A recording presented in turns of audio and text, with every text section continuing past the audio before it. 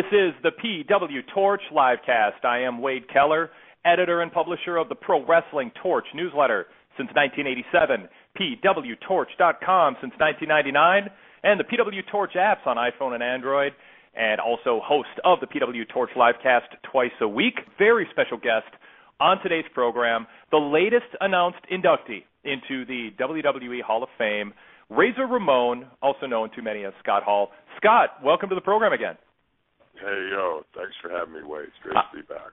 I was so happy to see that announcement air on Raw on Monday. I thought that was such a cool thing to have happening for both you and Jake with everything that you've been through at DDP's house, for better and for worse, certainly mostly for the better, obviously. It's just what an incredible journey to have you standing on that stage now in just over a week. How did it feel? Were you watching live on Monday, and how did you first find out that this was final? No, I actually I didn't see it. I saw the footage the next day. Lately I've been getting up so early and working out that I fall out before the announcement at the end of the show. But no, yeah, it feels great. I mean, it's been a crazy happy year for everybody associated with Dallas Crib. It's been great. I mean, Jake's doing great. He's going in. I'm going in, and to me, the really cool part is when I first got there a little over a year ago, things were still kind of fuzzy to me. I wasn't seeing too, I wasn't absorbing everything that was going on around me. Yeah. This camera's all over that house. They've been filming this thing the whole time, filming a movie when Jake got there. It was a movie about Jake. Yeah. And then Dallas invited me to come stay with him. Now I live a couple blocks down the street. My son and I, Cody, got a place here. It's Cody's place. And it's been unbelievable, and I can't wait now to look back at some of that old footage and see what when I need to be reinforced about staying on the right path. I can see where I was a year ago and see how much better my life is now, and that's enough to keep me motivated to make right choices.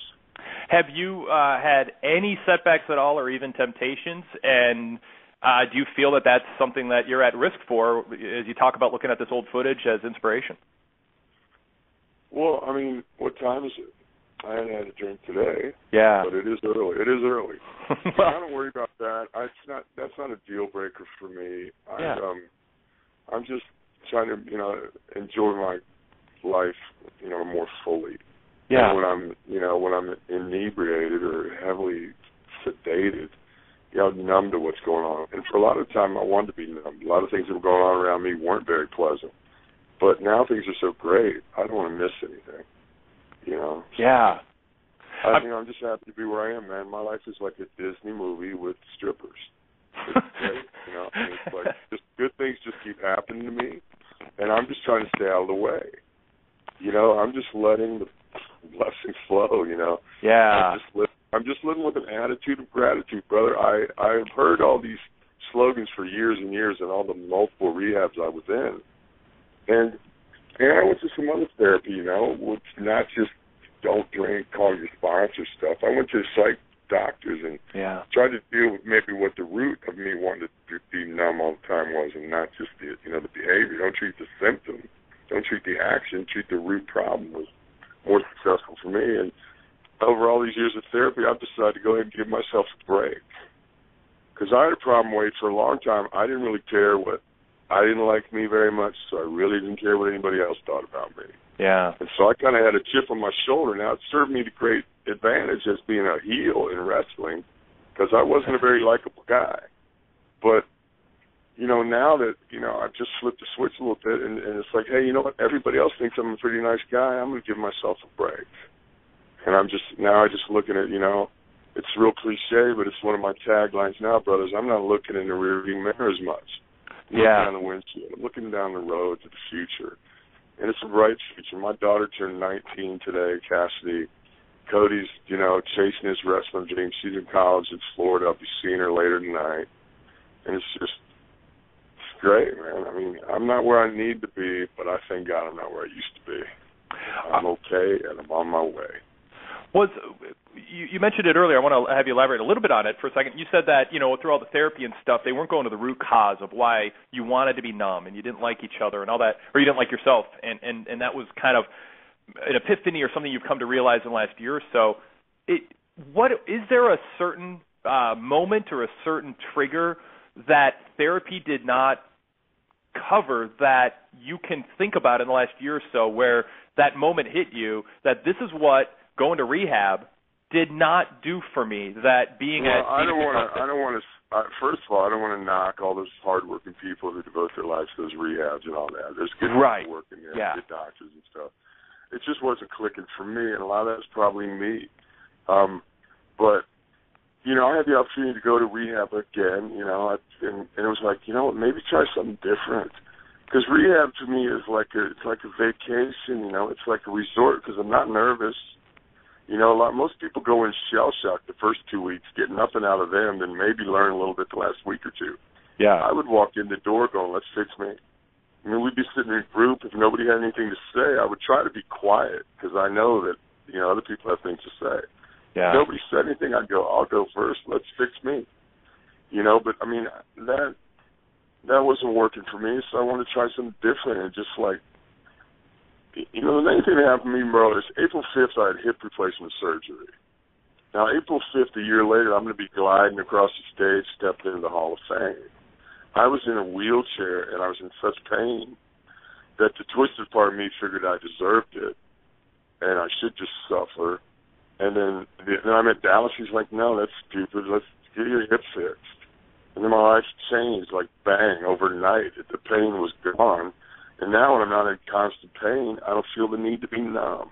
Yeah. It's just like everything those doctors told me is true. A lot of them said that we're not sure you've crossed the line between addiction and abuse. You have other issues to deal with. So, I'm dealing with those. I was in a heavy shooting years ago as a kid. I stuffed all those feelings down for a long time. Now I'm full. There's nowhere left to stuff them.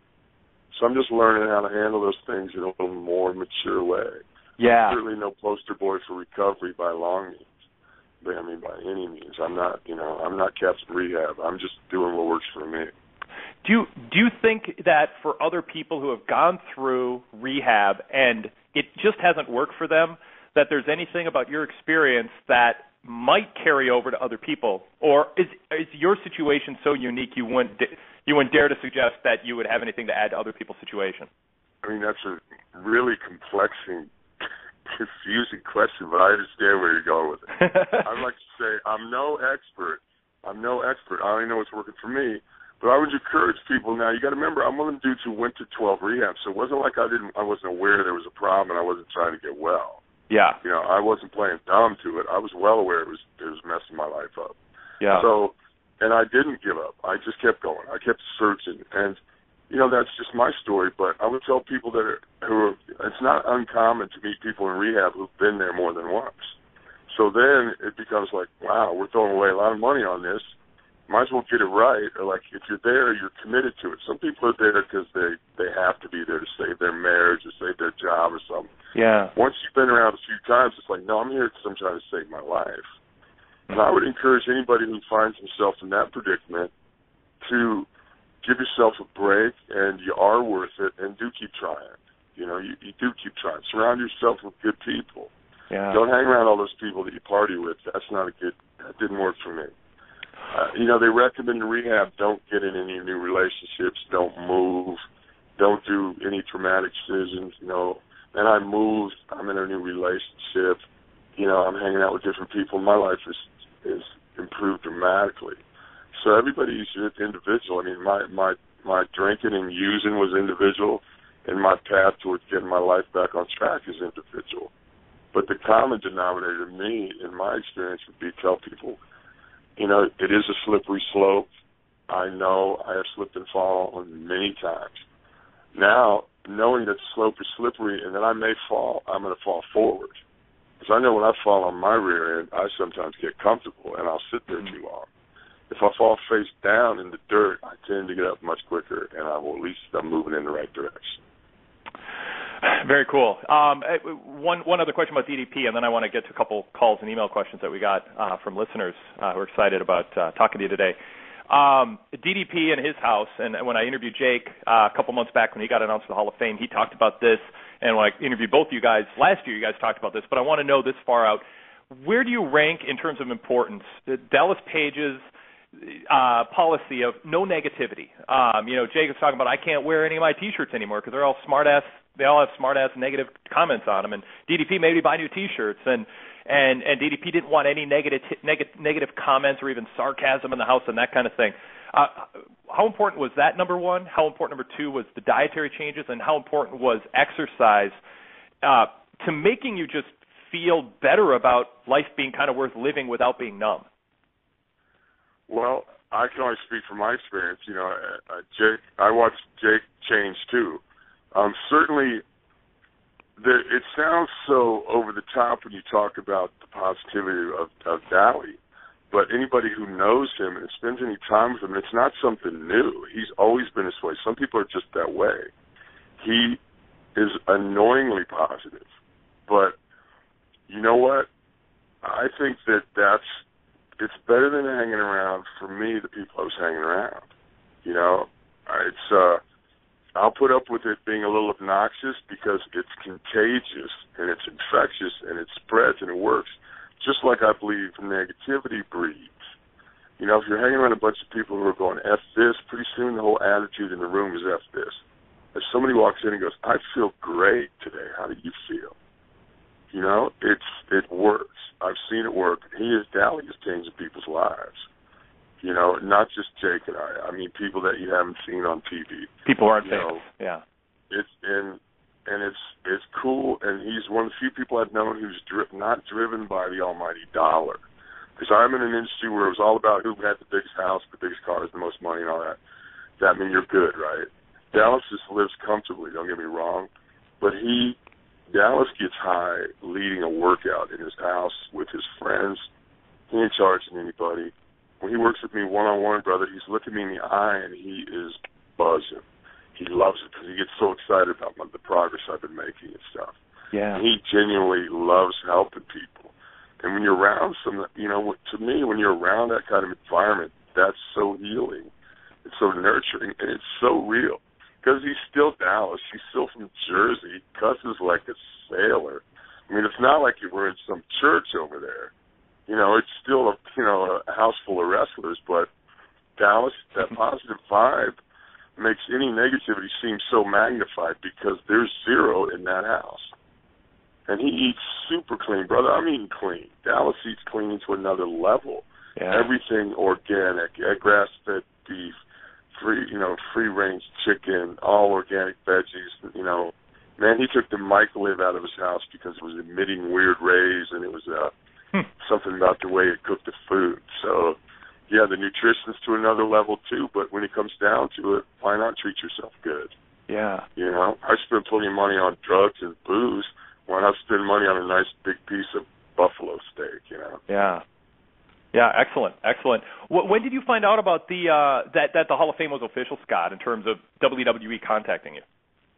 Well, I've been around long enough, and you know these things, Wade, that it's not official until I actually walk across the stage on their first live broadcast on the WWE Network and get the ring.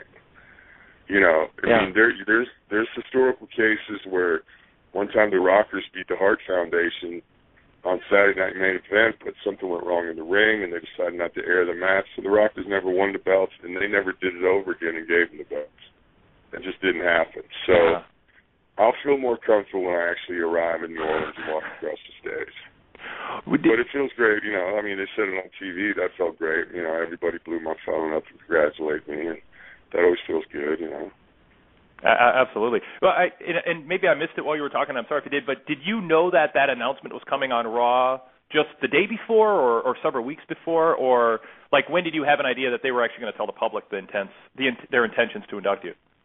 Well, that's kind of between me and them. Oh, fair enough. Oh, yep, that's fine. Well, I mean, I don't know, man. I don't want to... it was a tough secret to keep. I knew for a while. Okay. If that answers it. Absolutely. I was trying to be respectful. It's they're showing me some love. I was on their video game. Now I'm in the Hall of Fame. I mean, it's much more desirable to me to be on the inside with my old friends than on the outside looking in. Do you have any concern at all going back to that atmosphere for the whole weekend for WrestleMania? And I'm not particularly skeptical hearing you talk for the last 15 minutes. But do you have any concern at all that being in that environment, I've heard that a lot with a lot of guys, they're good until they get back on the road around those guys. And I know the locker room's different than it used to be. Maybe there's fewer people pulling you in the wrong direction that you don't want to go in. But any concern at all that being back that weekend, and I don't mean to plant a seed or be doomsday. Yeah, so please you certainly are, though, brother. Me, oh, my God. Did you wind me up anymore, you enabling SOB? Oh, my gosh. I got to call my sponsor. I got to go. Go to a meeting. Oh. No, I wasn't thinking about it at all, but now I can't stop thinking about it. Oh, my God. Well, No, I mean, I don't worry about it, brother. It's not. I don't concern myself with it because so many good things are going on in my life that it's not like before. It's like, why not? Well, why not now? Because I got to go do this and do this. I got to talk to Wade, and I got to go do this, and I'm going to Florida tomorrow, and I got a lot of things going on. I'm busy, and people want to talk to me, and I'm making appearances again. I enjoy interacting with the fans. I always have. Yeah. You know, and so now I'm making appearances. Cody's wrestling career is right where it needs to be. He's getting better almost every match. It's really fun. I feel like I'm relevant again. You know, I'm now Hall of Fame. I'll do your meet and greet and tell stories for you. Cody will wrestle. We got a strong package that we're presenting to the wrestling promoters out there. So you can contact me at Scott Hall NWO if you want to book me and Cody. And Wade, I got to go, brother. It's great talking to you. Thanks for everything. Bye-bye. All right, we end our special YouTube clip there. You have listened to a portion of the PWTorch Livecast. The PWTorch Livecast airs every single weekday, Monday through Friday. We are on Tuesdays through Fridays at 5:30 Eastern, 2:30 Pacific Time, live, taking your phone calls for at least an hour with different hosts, different guests, and different formats. Monday nights we're on live in the hour leading up to Raw. So as you get settled in for Raw, be sure to tune in to the PWTorch Livecast. Finding us is easy. PWTorchLivecast.com. That's right, PWTorchLivecast.com is how you can find out not only when we're on live and listen live by streaming, you can also access our archives. We've been on the air since late 2009. We have been on the air every single weekday. No exception for holidays, no sick days, no nothing. Every single day we've been live, every weekday. And also, we air Sunday nights after pay-per-views, after major WWE and TNA pay-per-views. Join us at 11:30, about a half hour after the pay-per-view ends, 11:30 Eastern, for a live call-in show reacting to the pay-per-views. You get the full episodes of the PWTorch Livecast at PWTorchLivecast.com. There is a VIP after show after most episodes of the Livecast that is just for PWTorch VIP members. You can find out all about PWTorch.com and the PWTorch VIP website by going to PWTorch.com/GoVIP. We also have a free phone app. Just search PWTorch and download it. It is free, and it will keep you up to date on all the news that's happening in the world of professional wrestling like nobody else does. We update constantly with new news features, analysis, interview excerpts, exclusive columns, many other exclusive features, and flashbacks. If you are a pro wrestling fan, you should be visiting PWTorch.com every day and bookmarking the site and downloading our free app. We are on not just iPhone and iPad and Android devices, but also Windows Phone devices, the Amazon Kindle Fire. We are in their app store. And if you have a newer Samsung TV or DVD player with smart TV functionality, do a search for PWTorch. We are an app in the Samsung Smart TV App Store. So the PWTorch brand reaches more wrestling fans every day than any other independent source of news and information and commentary on pro wrestling, and we thank you for checking out our YouTube clip. Please subscribe to our YouTube channel, and please visit PWTorch.com and listen to the livecast at PWTorchLivecast.com.